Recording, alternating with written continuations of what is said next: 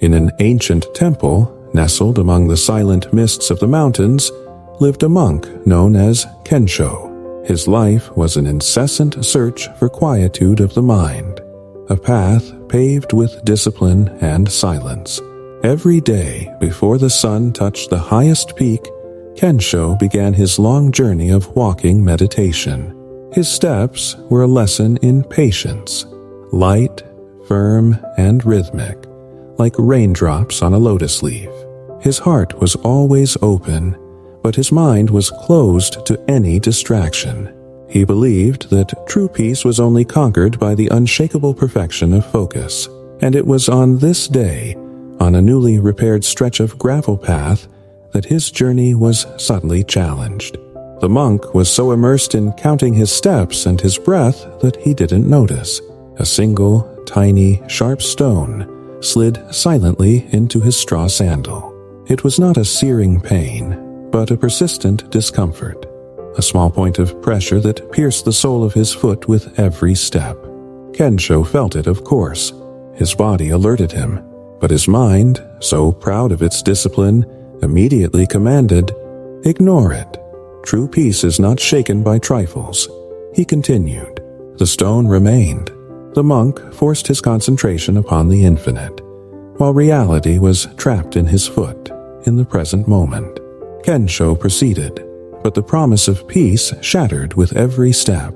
The discomfort he tried to ignore soon became the sole focus of his existence. There were no more silent mountains, no gentle rhythm of breath. There was only the pressure of that tiny stone, demanding his attention.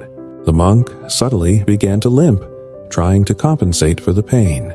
His years of meditation, which protected him against hatred, fear, and sadness, were defeated by sheer stubbornness. His mind, once a serene lake, was now a whirlwind of irritated thoughts. He thought, "If I stop now, I'll be admitting the stone won. I'll be failing my discipline. This small problem is unworthy of my Zen attention." He tried to force his mind onto calming mantras, but the stone's voice was louder. Pride prevented him from solving a problem that would take less than 10 seconds. He wasted minutes, then hours, of his precious day, spending all his mental energy to resist an object the size of a grain of rice. He was exhausted, not by the journey, but by the internal struggle. His body sweated. His breath, once smooth, became irregular and tense. With every step, the stone reminded him mercilessly of the fragility of his supposed unshakable focus. The path that was meant to be the source of his peace was transforming into self-imposed agony, simply because he refused to bow to simplicity. Finally, Kensho gave in. There was no divine illumination, no voice from the heavens. There was only exhaustion. He stopped abruptly, panting, right in the middle of the path. His body, tired of the fight, forced him to act. He sat down on the damp earth, bowing his head in defeat. He slipped his foot out of the straw sandal, and the stone fell into the dust. The monk stared at the object that had destroyed his morning, his focus, and his discipline.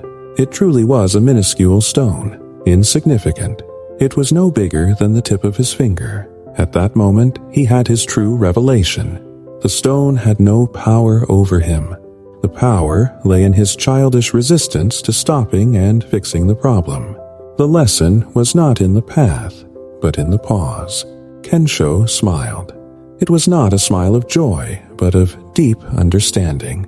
He realized that the true threat to his peace was not the stone, but his own pride in ignoring it. The lesson was simple, but brutal. Life sends us small discomforts, minor unread emails, irritating comments, minimal tasks. It is not these problems that destroy us, but the infinite energy we spend resisting the simple act of stopping and solving them. Peace is not the absence of stones. It is the readiness to take them out without drama and move on. And so, Monk Kensho continued his journey, but with a new rhythm, the rhythm of immediate action. And you? What are the small stones that are draining your energy today? Remember, the problem is not what's in your shoe, but how long you take to take it out. If this story touched your heart, please like and subscribe. Leave a comment sharing what your stone is today.